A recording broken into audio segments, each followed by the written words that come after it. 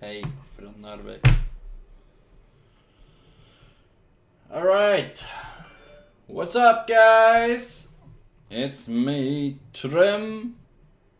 So, I just wanted to make a video of me reacting to a bit of the history of my favorite football club, Manchester United.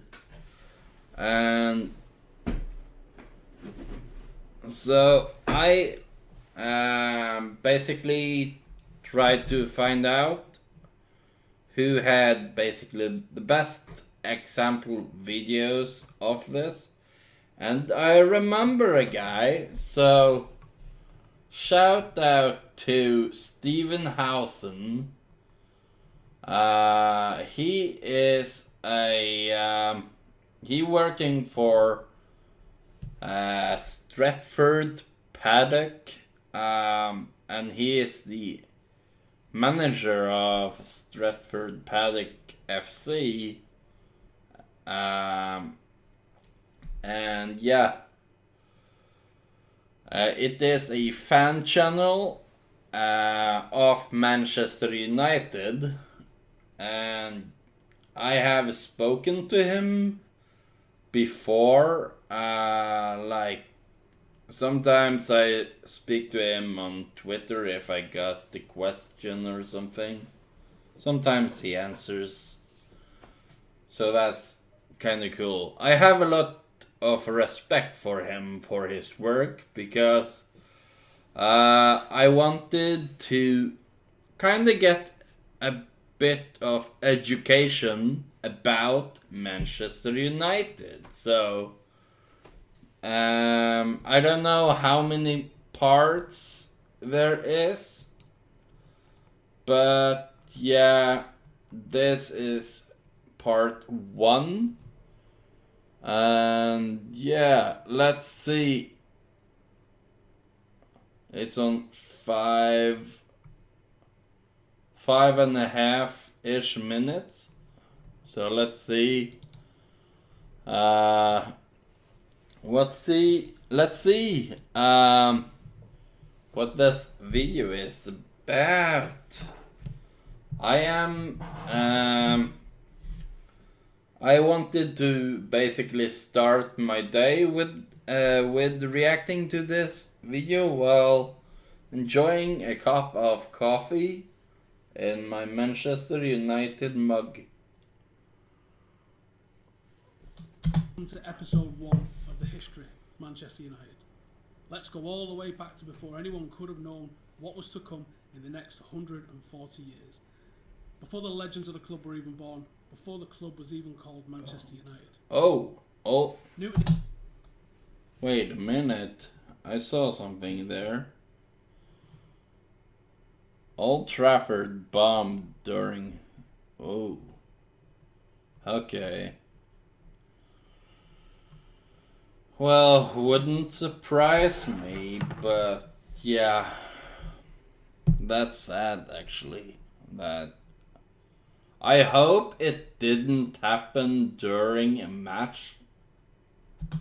Newton Heath was founded in 1878 Newton as the Heath. wagon department of the Lancashire and Yorkshire Wagon Railway Depot department. at Newton Heath.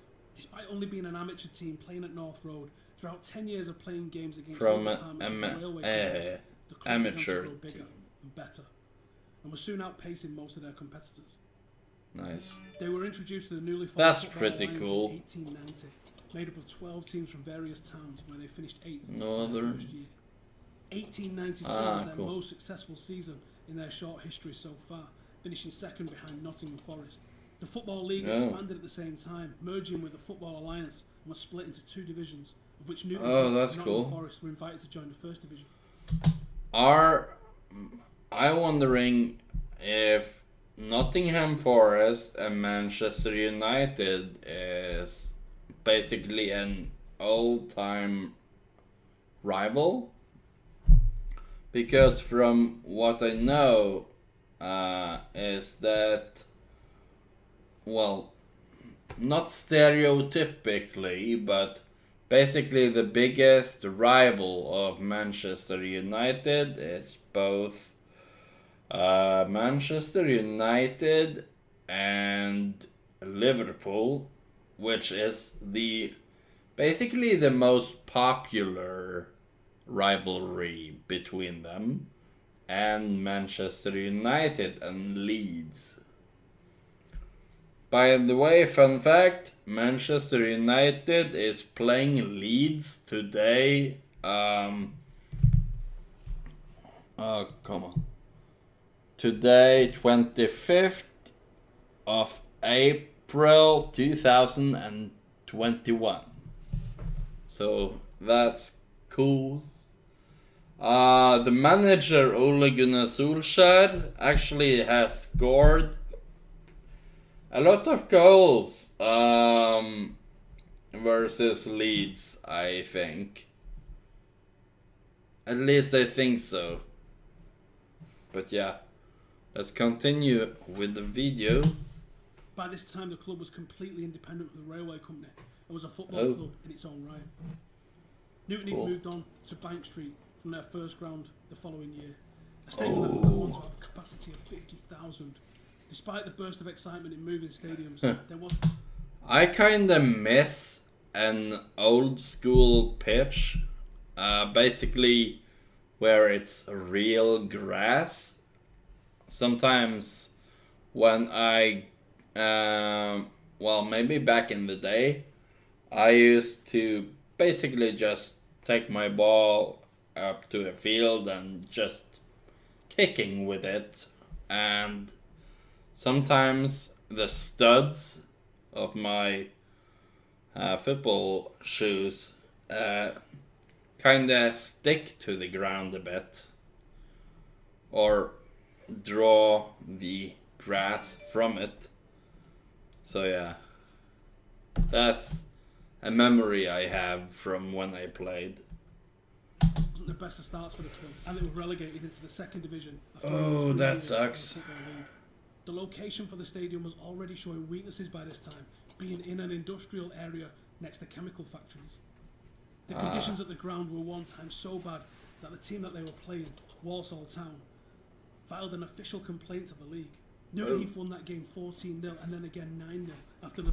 Is that a lineup? Wow, that... I'm trying to guess what the formation is. So 2, 3, 5. I'm not sure. The league stated that the game would have to be replayed due to the visitors' complaint. The club began spending money it didn't have, expanding the stadium and improving it to attract as many fans as possible. In 1902, they landed themselves a winding up order, and Newton Heath faced the possibility of their home being repossessed. This was arguably the factor which changed the future of English football to make it as we now know it, as it led to investment. There's a few legends and stories which surround the club takeover, all involving John Henry Davies and the club captain. John Henry, I think I heard of a which had wandered away from a club fundraiser. Some stories saying that he helped to find it. Others. By the way, why I decided to react to this basically today is because currently, or well, lately, there has been protest against the owners of this current Manchester United, and basically, well, you can say the owners have been stealing money behind the backs of the club, and the fans are enraged and basically want them out. And I do want them out too. I know it's not easy to do it, but yeah, we need basically. But yeah, yeah, I'm sorry for ranting. Let's continue. Interested in buying the dog. Either way, he met the club captain Harry Stafford and he learnt of the situation. Harry Stafford. Davies approached Stafford offering to buy the dog initially, but it ended up that Stafford and John Henry Davies bought the football club along with three other businessmen, each putting in £500. What's the deal about the dog? That's something I want to know. Which had wandered away from a club fundraiser. Some stories saying that he helped to find it, others saying that he was interested in buying the dog. Either way, he met the club captain Harry Stafford and he learnt of the situation of the club.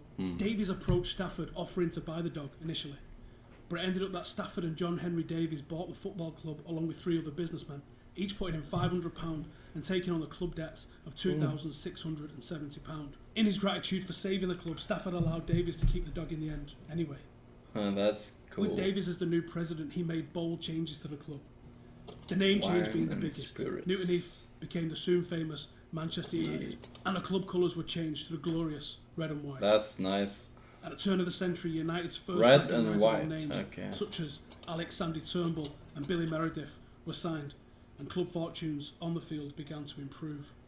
It took until 1908 before we won our first league title, which was followed up by the first ever Community Shield at the start of the following season, and ended that season by winning the FA Cup for the first time. United were on the road to success. It was like a fairy tale, but the success soon turned into disaster, or nearly did. Shit. The FA had outlawed membership of player unions. Many teams decided to withdraw memberships and do as the FA asked, but not United.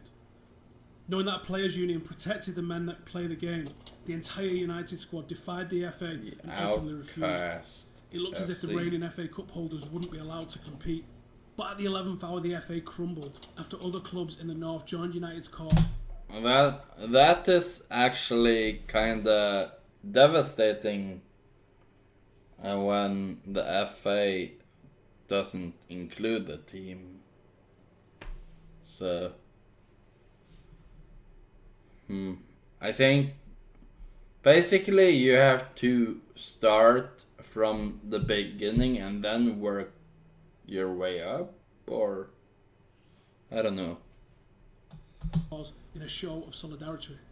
The ban was lifted the day before the league was due to resume, meaning all players were allowed to rejoin either their team or the union that they had left. Manchester United moved on from Bank Street after Davies decided that the ground wasn't big enough for the growth of the club and he was unable to expand in the way that he desired. He invested a further £60,000 into the club for the build of a new stadium, which is just shy of around 7 million in today's terms. Bank 7 Street million. was sold to the council and rented back to the club while their new stadium was being built. In February 1910, Manchester United moved to what would be its home for over a century to follow, Old Trafford. Located on the Bridgewater Canal in the I really want to go to Old Trafford.